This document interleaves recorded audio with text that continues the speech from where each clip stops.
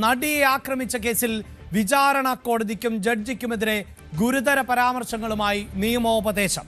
Memory card ചോർന്ന കേസിൽ സംശയ നിഴലിൽ ആയതിനാൽ ജഡ്ജിക്ക് വിധി പറയാൻ അവകാശമില്ല എന്നാണ് നിയമോപദേശത്തിൽ പറയുന്നത്. നടൻ ദിലീപിനെതിരെ സമർപ്പിച്ചത് ഗൗരവമേറിയ നിരവധി തെളിവുകൾ ആണ്. ഈ തെളിവുകൾ പക്ഷപാതത്തോടുകൂടി തള്ളിക്കളഞ്ഞു എന്നുമാണ് നിയമോപദേശത്തിൽ ഉള്ളത്. നടിയെ ആക്രമിച്ച സംഭവത്തിൽ നിലവിലെ വിധി പ്രസ്താവത്തിന് എതിരെ അപ്പീൽ പോകുന്നത് സർക്കാരിന്റെ പരിഗണനയിലാണ്. എത്രയും പെട്ടെന്ന് അപ്പീൽ നടപടികളുമായി സർക്കാർ മുന്നോട്ടു പോകുന്ന പശ്ചാത്തലത്തിൽ ആണ് ഈ നിയമോപദേശം വളരെ പ്രധാനപ്പെട്ടതായി മാറുന്നത്.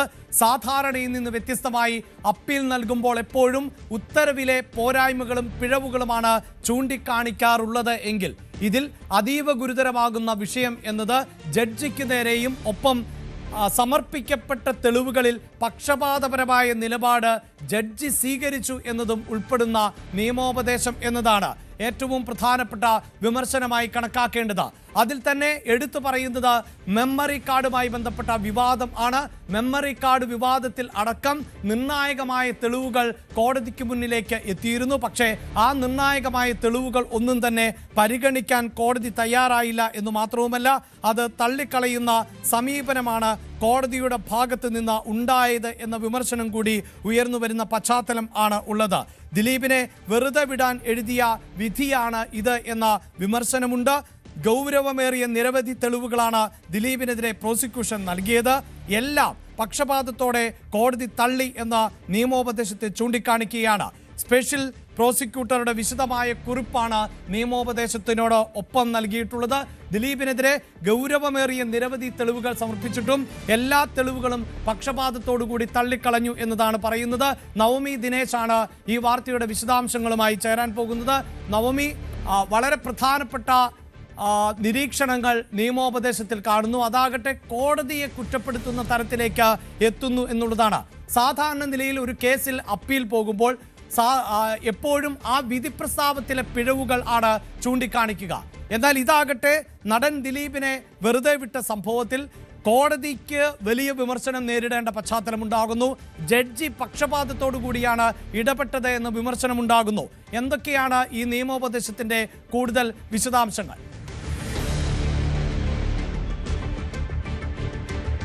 അഭിലാഷം, നമുക്കറിയാം വിധി വന്നതിന് ശേഷവും ഇത്രയേറെ ചർച്ച ചെയ്യപ്പെട്ട മറ്റൊരു കേസ് ഉണ്ടാകില്ല. നടിയെ ആക്രമിച്ച കേസിൽ സംഭവിച്ചതും അത് തന്നെയാണ്.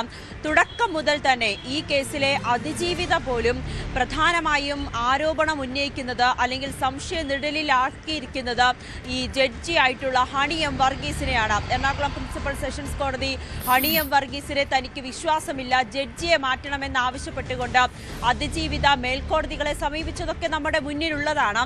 ഇതിന്റെ വിധി വരുന്ന സമയത്ത് പോലും അതിജീവിതയുമായി ചേർന്ന് നിൽക്കുന്നവരെല്ലാവരും പറയുന്നത് തങ്ങൾക്ക് നീതി ലഭിക്കുമെന്ന് ഉറപ്പില്ല. കാരണം ഈ ജഡ്ജിയാണ് വിധി പറയുന്നതെങ്കിൽ സ്വാഭാവികമായും ഇതിൽ പ്രധാനപ്പെട്ട പ്രതിയായിട്ടുള്ള 8ാം പ്രതിയായിട്ടുള്ള നടൻ ദിലീപിന് അനുകൂലമാകുന്ന ഒരു തരത്തിലായിരിക്കും വിധി വരിക എന്ന ഈ അതിജീവിതയ്ക്കൊപ്പം നിൽക്കുന്ന ആളുകളുമൊക്കെ പല ആവർത്തി പറഞ്ഞതാണ്.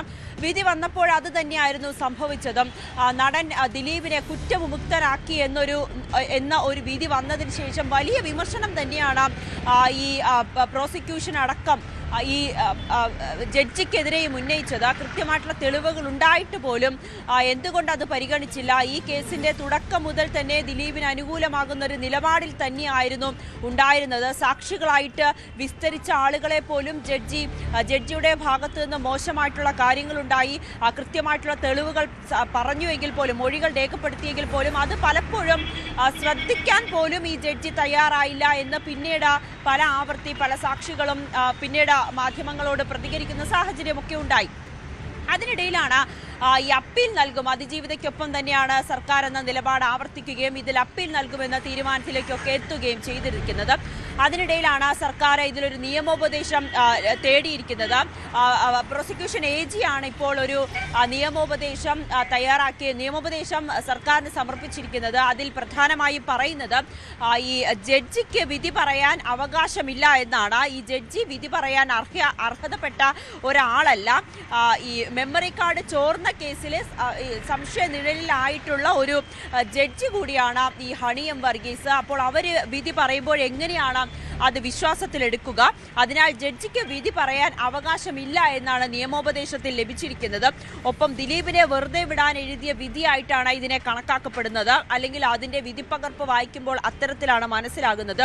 ദിലീപിനെതിരെ സമർപ്പിച്ചിരിക്കുന്നത് ഗൗരവമുള്ള തെളിവുകളാണ്. എല്ലാം പക്ഷപാതത്തോടെ മാത്രമാണ് കോടതി തള്ളിയിരിക്കുന്നത്. ജഡ്ജി പെരുമാറിയത് വിവേചനപരമായാണ്. തെളിവുകൾ പരിശോധിക്കാൻ കോടതി സ്വീകരിച്ചത് 2 തരം നിലപാട്. അതായത് 1 മുതൽ 6 വരെയുള്ള പ്രതികൾക്കെതിരെ അംഗീകരിച്ച തെളിവുകൾ പോലും ദിലീപിനെതിരെ അംഗീകരിച്ചില്ല എന്നാണ് പ്രോസിക്യൂഷന്റെ ഈ ഒരു നിയമോപദേശത്തിൽ പറയുന്നത്. തെളിവ് നശിപ്പിക്കാൻ കൂട്ടുനിന്നെന്ന് തെളിഞ്ഞ ദിലീപിന്റെ അഭിഭാഷകരെ തുടരാനും അനുവദിച്ചു. അവരുടെ പ്രവൃത്തിയെ അനുമോദിക്കുന്ന തരത്തിലായിരുന്നു ജഡ്ജിയുടെ നിലപാടും ചില പരാമർശങ്ങളും എന്നുകൂടി ഈ സർക്കാരിന് ലഭിച്ച നിയമോപദേശത്തിൽ പറയുന്നുണ്ട്. എന്തായാലും അടുത്ത ആഴ്ചയ്ക്കുള്ളിൽ തന്നെ സർക്കാർ അപ്പീൽ നൽകാനാണ് തീരുമാനിച്ചിരിക്കുന്നത്. നിയമോപദേശത്തിനായി കാത്തിരിക്കുകയായിരുന്നു. അതിൽ പോലും ഈ വിധിപ്പകർപ്പ് പൂർണ്ണമായും വായിച്ച ശേഷം അല്ലെങ്കിൽ വിധിപ്പകർപ്പിൽ നിന്നും ഈ ദിലീപിനെതിരായിട്ടുള്ള തെളിവുകൾ ഇല്ല എന്ന് ജഡ്ജി പറയുന്നു. വിധിപ്പകർപ്പിൽ അത്തരത്തിലാണ് ഉള്ളത്. പക്ഷേ കൃത്യമായിട്ടുള്ള തെളിവുകളുണ്ട്. 1 മുതൽ 6 വരെയുള്ള പ്രതികൾക്ക് എതിരെയായിട്ട് കണ്ടെത്തിയ തെളിവുകളും അല്ലെങ്കിൽ ദിലീപിന്റെ പങ്ക് തെളിയിക്കുന്നതൊക്കെ ഉണ്ടെങ്കിൽ പോലും അതൊന്നും പരിഗണിക്കാതെ ദിലീപിന് അനുകൂലമാകുന്ന ഒരു നിലപാട് അല്ലെങ്കിൽ ഒരു വിധി തന്നെയാണ് ഈ ജഡ്ജിയുടെ ഭാഗത്ത് നിന്നും ഉണ്ടായിരിക്കുന്നത്. അതിനെതിരായിട്ടുള്ള ഗുരുതരമായിട്ടുള്ള പരാമർശങ്ങൾ തന്നെയാണ് ഇപ്പോൾ പുറത്തു വന്നിരിക്കുന്ന ഈ നിയമോപദേശത്തിൽ പറയുന്നതും. എന്തായാലും സർക്കാർ അപ്പീൽ നൽകാനാണ് തീരുമാനിച്ചിരിക്കുന്നത്. തുടക്കം മുതൽ തന്നെ ഈ ജഡ്ജിക്കെതിരായിട്ടുള്ള ആരോപണങ്ങൾ നിലനിന്നിരുന്നു. പല ആവർത്തി അവർക്കെതിരെ ജഡ്ജിക്കെതിരായിട്ടുള്ള വിമർശനമൊക്കെ ഉന്നയിക്കുകയും ചെയ്തിരുന്നു. പിന്നീട് അത് ജഡ്ജി പോലും ഈ ഒരു കേസ് പരിഗണിക്കുന്ന വേളയിൽ പോലും ജഡ്ജി പറയുന്ന സാഹചര്യമുണ്ടായി. മാധ്യമപ്രവർത്തകർ തൻ്റെ ചരിത്രം നോക്കിക്കോളൂ, അല്ലെങ്കിൽ ജഡ്ജിയെ കോടതിയോ വിമർശിക്കാനായിട്ടില്ല, അങ്ങനെ വിമർശിച്ചാൽ കടുത്ത നടപടി സ്വീകരിക്കുമെന്ന് ജഡ്ജി പോലും പറയുന്ന സാഹചര്യങ്ങളിലേക്ക് വന്നു. അതിജീവിതയും തൻ്റെ സോഷ്യൽ മീഡിയയിൽ ഇട്ട കുറിപ്പിൽ ഇത് കൃത്യമായി പറയുകയും ചെയ്തിരുന്നു. തനിക്ക് നീതി ലഭിക്കില്ല, അല്ലെങ്കിൽ എന്തുകൊണ്ടാണ് ഈ ഒരാളെ മാത്രം, അല്ലെങ്കിൽ ഇതിൽ ഗൂഢാലോചന നടത്തിയെന്ന് പറയുന്നതിൽ ഗൂഢാലോചനയിലെ പ്രധാനപ്പെട്ട ആളായിട്ടുള്ള ദിലീപിനെ കുറ്റമുക്തനാക്കുന്ന നടപടി അതൊട്ടും അംഗീകരിക്കാൻ കഴിയില്ല എന്ന് അതിജീവിത പറയുകയും ചെയ്തിരുന്നു. ആ കുറിപ്പൊക്കെ നമ്മൾ വായിച്ചതാണ്, വാർത്തയായതാണ്. അതിന് പിന്നാലെയാണ് തീർച്ചയായും സൂചിപ്പിക്കുന്ന പോലെ, അതായത് നവമി സൂചിപ്പിക്കുന്ന പോലെ ഒരു വിധി പ്രസ്താവം വന്നതിന് ശേഷം കേരളം 2 തട്ടിൽ നിന്നുകൊണ്ട് ചർച്ച ചെയ്യപ്പെട്ട ഒന്നായിരുന്നു നടി ആക്രമിക്കപ്പെട്ട കേസ് എന്നത് തന്നെയാണ്. കേസിലെ 8ാം പ്രതിയായിട്ടുള്ള നടൻ ദിലീപിനെ കോടതി കുറ്റമുക്തനാക്കിയതാണ് ഏറ്റവും വലിയ ചർച്ചയ്ക്ക് വഴിയൊരുക്കിയത്. ഞാൻ നവമിയിലേക്ക് വളരെ പെട്ടെന്ന് തിരികെ എത്താം. ഈ നിരീക്ഷണത്തിൽ അല്ലെങ്കിൽ നിയമോപദേശത്തിൽ പറയുന്നത് ഏറ്റവും പ്രധാനപ്പെട്ട ഒരു പോയിന്റ് എന്നത് മെമ്മറി കാർഡ് വിവാദവുമായി ബന്ധപ്പെട്ട് തന്നെയാണ്. അതായത് മെമ്മറി കാർഡ് വിവാദത്തിൽ സംശയ നിഴലിൽ നിൽക്കുന്ന ജഡ്ജിക്ക് ഇതുമായി ബന്ധപ്പെട്ട ഒരു അന്തിമ വിധി പ്രസ്താവത്തിലേക്ക് പോകുന്ന സാഹചര്യം ഇല്ല, അങ്ങനെ പോകാൻ പാടില്ല എന്ന നിയമോപദേശത്തിൽ പറയുമ്പോൾ എന്തായിരുന്നു ആ മെമ്മറി കാർഡ് വിവാദം എന്നത് വളരെ പെട്ടെന്ന് പ്രേക്ഷകരെ ഒന്ന് ഓർമ്മിപ്പിക്കുകയാണ്. 2017 ഫെബ്രുവരി 17 കേരളത്തെ ഞെട്ടിക്കുന്ന ആ സംഭവം ഉണ്ടായത്, നടി ആക്രമിക്കപ്പെട്ടത്. ആ നടി ആക്രമിക്കപ്പെട്ട കേസിൽ 1 മുതൽ പൾസർ സുനി മുതൽ 6ാം പ്രതി വരെയുള്ള പ്രദീപ് വരെയുള്ള പ്രതികൾ ശിക്ഷിക്കപ്പെട്ടതിൽ ഏറ്റവും നിർണായകമായി തെളിവ് എന്നത് ഈ മെമ്മറി കാർഡായിരുന്നു എന്നതാണ് എടുത്തു പറയേണ്ടത്. ഒരു പക്ഷേ അങ്ങനെ ഒരു തെളിവുണ്ടായിരുന്നില്ല എങ്കിൽ ഈ പ്രതികൾ ശിക്ഷിക്കപ്പെടുമോ എന്ന സംശയം പോലും ഉണ്ടായേക്കാം. കാരണം നടി ലൈംഗികമായി ആക്രമിക്കപ്പെട്ടു എന്നതിൻ്റെ ഏറ്റവും ശാസ്ത്രീയമായ തെളിവായിരുന്നു പ്രോസിക്യൂഷൻ സമർപ്പിച്ച മെമ്മറി കാർഡ് എന്നത്. നടിയെ പൾസർ സുനി ആക്രമിക്കുന്നതിൻ്റെ ദൃശ്യങ്ങൾ പകർത്തുകയും അത് മൊബൈൽ ഫോണിൽ നിന്ന് മെമ്മറി കാർഡിലേക്ക് പകർത്തുകയുമാണ് ചെയ്തത്. ഈ മെമ്മറി കാർഡിലെ ദൃശ്യങ്ങളാണ് നടി ആക്രമിക്കപ്പെട്ടു എന്നതിൻ്റെ ഏറ്റവും അടിസ്ഥാനപരമായ തെളിവായി കോടതിയിൽ പിന്നീട് മാറിയത്. ഈ മെമ്മറി കാർഡുമായി ബന്ധപ്പെട്ട് പ്രധാനമായും ഉയർന്നു വന്ന വിവാദം എന്നത് മെമ്മറി കാർഡ് സൂക്ഷിച്ചിരുന്നത് കോടതിയിൽ മുദ്രവെച്ച കവറിൽ ആയിരുന്നു. അങ്ങനെയുള്ള മെമ്മറി കാർഡ് അനധികൃതമായി പരിശോധിക്കപ്പെട്ടു എന്ന വിമർശനം ഉയരുന്നു. 2022 ഫോറൻസിക് പരിശോധനയിൽ മെമ്മറി കാർഡിന്റെ ഹാഷ് വാല്യൂ മാറിയതായി കണ്ടെത്തുന്നു. അതുമായി ബന്ധപ്പെട്ട സംശയങ്ങൾ ഉയരുന്ന പശ്ചാത്തലമുണ്ടാകുന്നു. കോടതിയുടെ പക്കൽ ഉള്ള, കോടതിക്ക് മാത്രം പരിശോധിക്കാൻ പറ്റുന്ന ഒരു മെമ്മറി കാർഡിന്റെ ഹാഷ് വാല്യൂ മാറുന്നുവെങ്കിൽ അത് മറ്റെവിടെയോ അല്ലെങ്കിൽ അനധികൃതമായി പരിശോധിക്കപ്പെട്ടു എന്നുള്ളതായിരുന്നു ആക്ഷേപം. അതുമായി ബന്ധപ്പെട്ട് പിന്നീട് വിധി പ്രസ്താവത്തിൽ ജഡ്ജി പറയുന്ന വാചകങ്ങൾ കൂടി നമുക്ക് പ്രേക്ഷകരെ ഓർമ്മിപ്പിക്കേണ്ടതുണ്ട്. അത് ഇപ്രകാരമാണ്. അതായത് ഫോറൻസിക് പരിശോധനയിൽ, ശാസ്ത്രീയമായ പരിശോധനയിൽ വ്യക്തമാകുന്നത് ഈ ദൃശ്യങ്ങളിൽ ഏതെങ്കിലും തരത്തിലുള്ള എഡിറ്റിംഗ് നടന്നിട്ടില്ല എന്ന് തന്നെയാണ്. അവിടെ ഹാഷ് വാല്യൂ എന്ത് എന്നത് ഈ രംഗത്തുള്ള ശാസ്ത്രീയമായി മേഖലയിൽ ജോലി ചെയ്യുന്ന ആളുകൾ പറയുന്നത് ഇതൊരു ഡിജിറ്റൽ ലോക്കർ സംവിധാനം പോലെയാണ്. അതായത് ഒരു ശാസ്ത്രീയ തെളിവ്, ഒരു ടെക്നിക്കൽ തെളിവ്, അത് ഒരു ഇലക്ട്രോണിക്സ് തെളിവാണ് എങ്കിൽ അതിനെ ലോക്ക് ചെയ്തു വെക്കുന്ന ഒരു സംവിധാനമാണ് ഹാഷ് വാല്യൂ. എപ്പോഴൊക്കെ ആ ലോക്ക് തുറക്കുന്നുണ്ടോ അപ്പോഴെല്ലാം ഈ ഹാഷ് വാല്യൂ മാറിക്കൊണ്ടിരിക്കും എന്നതാണ് ഈ മേഖലയിൽ ബന്ധപ്പെട്ടവർ പറയുന്നത്. 2 തരം ഹാഷ് വാല്യൂ ഉണ്ട് എന്ന് പറയുന്നുണ്ട്. ഒന്ന്, മെമ്മറി കാർഡ് എന്ന ഡിവൈസിന്റെ ഹാഷ് വാല്യൂ. 2, ആ മെമ്മറി കാർഡിന് ഉള്ളിലെ കണ്ടന്റിന്റെ ഹാഷ് വാല്യൂ. ഇവിടെ നടി ആക്രമിക്കപ്പെട്ട ദൃശ്യങ്ങൾ എന്നതാണ് കണ്ടന്റ്. ആ കണ്ടന്റിന്റെ ഹാഷ് വാല്യൂവിന് മാറ്റമില്ല എന്നതാണ് വാദം. അതായത് ആ നടി ആക്രമിക്കപ്പെട്ട എന്ത് ദൃശ്യങ്ങളാണോ മെമ്മറി കാർഡിന് അകത്തുള്ളത് ആ ദൃശ്യങ്ങൾ ഏതെങ്കിലും തരത്തിൽ എഡിറ്റ് ചെയ്യപ്പെട്ടിട്ടില്ല. ആ ദൃശ്യങ്ങൾ കൂട്ടിച്ചേർക്കുകയോ ആ ദൃശ്യങ്ങളിൽ നിന്ന് എന്തെങ്കിലും നീക്കം ചെയ്യുകയോ ചെയ്തിട്ടില്ല. അതല്ല, ആ ഹാഷ് വാല്യൂവിലല്ല മാറ്റം, മറിച്ച് മെമ്മറി കാർഡിന്റെ ഹാഷ് വാല്യൂവിലാണ്. എപ്പോഴൊക്കെ മെമ്മറി കാർഡ് ഉപയോഗിക്കുന്നുണ്ടോ അപ്പോഴെല്ലാം അതിന്റെ ഹാഷ് വാല്യൂ മാറും എന്നാണ് ഈ മേഖലയിൽപ്പെട്ടവർ പറയുന്നത്. നമ്മൾ ആ വിധി പ്രസ്താവത്തിൽ, അതായത് ഈ നടി ആക്രമിക്കപ്പെട്ട കേസിൽ 1 മുതൽ 6 വരെയുള്ള പ്രതികൾ കുറ്റക്കാരാണ് എന്ന് കണ്ടെത്തുകയും 20 വർഷം തടവിന് ശിക്ഷിക്കുകയും ചെയ്ത ആ വിധി പ്രസ്താവത്തിൽ ജഡ്ജി വ്യക്തമാക്കിയിട്ടുള്ളത് ഈ ഹാഷ് വാല്യൂവുമായി ബന്ധപ്പെട്ട് വിവാദങ്ങൾ മാധ്യമങ്ങളാണ് സൃഷ്ടിച്ചെടുത്തത് എന്നതാണ്. അതായത് 2022 ഫോറൻസിക് ഉദ്യോഗസ്ഥൻ ഒരു ടെലിവിഷൻ ചാനലിനോട് പറയുകയാണ് ഹാഷ് വാല്യൂ മാറി എന്നത്.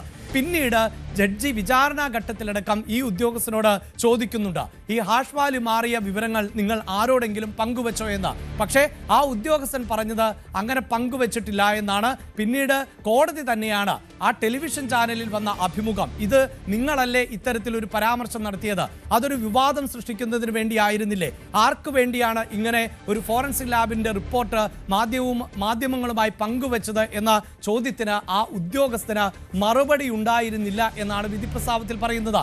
മറ്റൊന്ന് വളരെ പ്രധാനപ്പെട്ടതാണ്, ഈ വിവാദങ്ങൾ മാധ്യമങ്ങൾ ചർച്ച ചെയ്തപ്പോൾ പോലും ഇങ്ങനെ ഒരു പരാതി, അതായത് നടി ആക്രമിക്കപ്പെട്ടതിൻ്റെ ദൃശ്യങ്ങൾ എഡിറ്റ് ചെയ്തുവെന്നോ അത് മറ്റ് ഡിവൈസുകളിലേക്ക് കോപ്പി ചെയ്തുവെന്നോ പ്രോസിക്യൂഷൻ ഒരു വാദവും കോടതിയിൽ ഉന്നയിച്ചില്ല എന്നാണ് നമുക്ക് വിധി പ്രസ്താവത്തിൽ നിന്ന് മനസ്സിലാക്കാൻ സാധിക്കുന്നത്.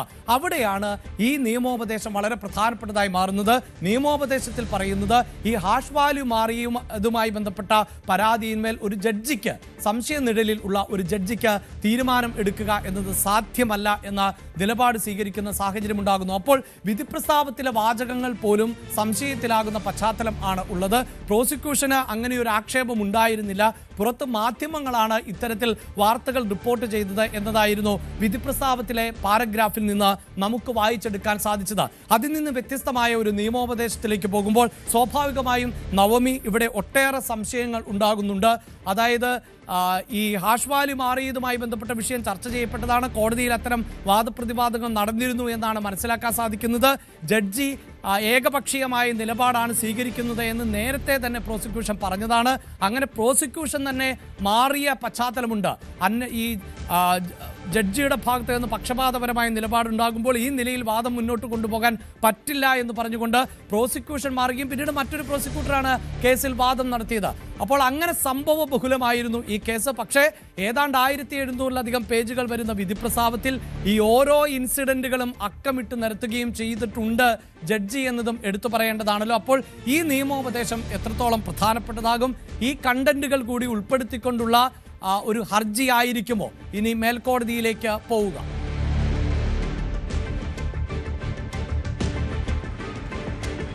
അഭിലാഷ്, അങ്ങനെ ഒരു നീക്കത്തിലേക്ക് തന്നെയാണ് സർക്കാരും കടന്നിരിക്കുന്നത്. ഈ നിയമോപദേശത്തിനായി കാത്തിരിക്കുകയായിരുന്നു. എന്തായാലും 2 ആഴ്ചയ്ക്കുള്ളിൽ തന്നെ അപ്പീൽ നൽകും എന്ന തീരുമാനത്തിൽ തന്നെയാണ് സർക്കാരും ഉറച്ചു നിൽക്കുന്നത്. നമ്മൾ നേരത്തെ കണ്ടതായിരുന്നു ഈ ക്രിസ്മസ് വിരുന്നിൽ അതിജീവിത മുഖ്യമന്ത്രിയുമായി സംസാരിച്ചതും താനൊപ്പമുണ്ടെന്ന മുഖ്യമന്ത്രിയുടെ വാക്കുകളൊക്കെ അതിജീവിതയ്ക്കൊപ്പമുള്ളവരുമൊക്കെ മാധ്യമങ്ങളോട് പങ്കുവച്ചതൊക്കെ നമ്മൾ കണ്ടതാണ്.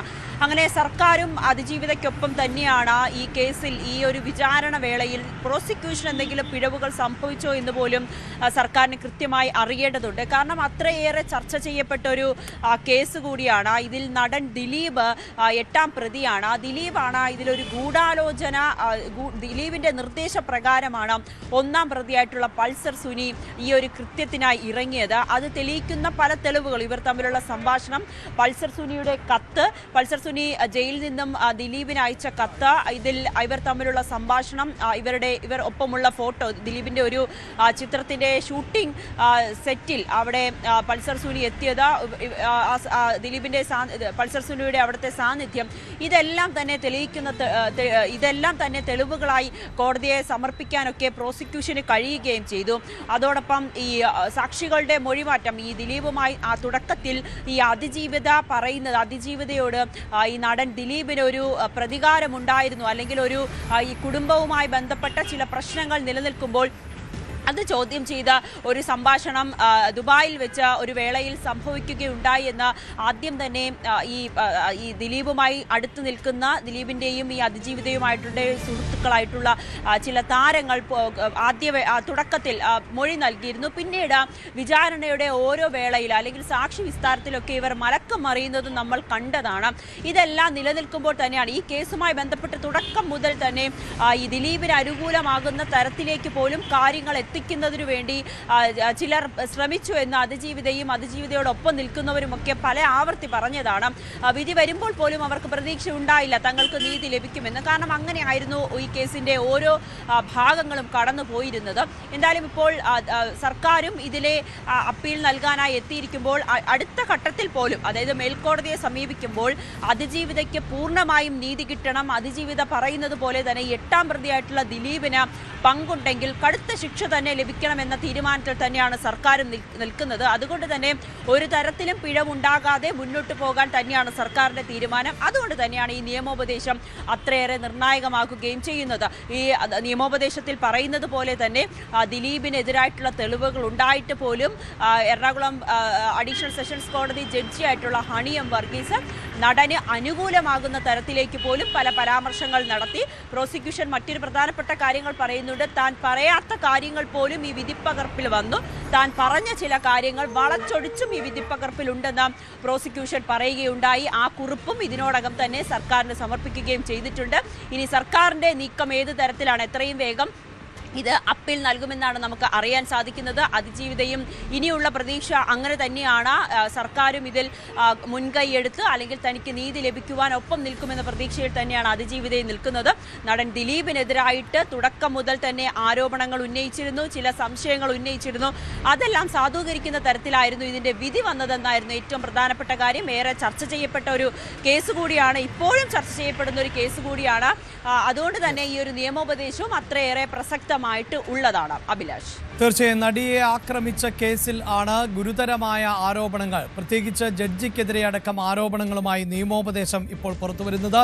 DGP നൽകിയ നിയമോപദേശത്തെ, ഡയറക്ടർ ജനറൽ ഓഫ് പ്രോസിക്യൂഷൻ നൽകിയ നിയമോപദേശത്തിൽ ആണ് ഇത്തരത്തിൽ ഗുരുതരമായ വിമർശനങ്ങൾ ഉണ്ടാകുന്നത്. പ്രത്യേകിച്ച് മെമ്മറി കാർഡ് ചോർന്ന വിവാദത്തിൽ സംശയ നിഴലിൽ ആയിട്ടുള്ള ഒരു ജഡ്ജിക്ക് വിധിപ്രസ്താവം പറയുവാനുള്ള യോഗ്യതയില്ല എന്നത് ഉൾപ്പെടെയാണ് ചൂണ്ടിക്കാണിക്കുന്നത്. നടൻ ദിലീപിനെ രക്ഷപ്പെടുത്തുന്നതിന് വേണ്ടി, കുറ്റവിമുക്തനാക്കുന്നതിന് വേണ്ടി മാത്രം ഉള്ള ഒരു വിധിപ്രസ്താവമായി ഈ വിധിപ്രസ്താവം മാറി എന്നത് ഉൾപ്പെടെയുള്ള നിയമോപദേശം ആണ് ലഭിക്കുന്നത്. വിഷയത്തിൽ സർക്കാർ അപ്പീൽ നൽകുമെന്ന് നടൻ ദിലീപിനെ കുറ്റവിമുക്തനാക്കിയ ഘട്ടത്തിൽ തന്നെ വ്യക്തമാക്കിയതാണ്. ഇപ്പോൾ നടി ആക്രമിക്കപ്പെട്ട കേസിൽ പൾസർ സുനിയും മാർട്ടിനും വടിവാൾ സലീമും അടക്കം 6 പ്രതികൾക്ക് 20 വർഷത്തെ കഠിന തടവിനുള്ള ശിക്ഷയാണ് ലഭിച്ചിട്ടുള്ളത്. ഈ ശിക്ഷാവിധിക്കെതിരെയും അപ്പീൽ നൽകുമെന്ന് നേരത്തെ തന്നെ സർക്കാർ വ്യക്തമാക്കിയിട്ടുള്ളതാണ്. അതിനിടയിലാണ് ഈ നിയമോപദേശം തേടിക്കൊണ്ടുള്ള റിപ്പോർട്ടിൽ ഗുരുതരമായ പരാമർശങ്ങളും നിരീക്ഷണങ്ങളും ഉള്ളത്. തദ്ദേശ തെരഞ്ഞെടുപ്പിലെ തിരിച്ചടിക്ക് ശേഷം സർക്കാർ തെറ്റ് തിരുത്തുകയാണ്. പാഠം പഠിച്ച് ആ പാഠങ്ങൾ ഉൾക്കൊണ്ട് തിരുത്തി മുന്നോട്ടു പോകാനാണ് തീരുമാനം.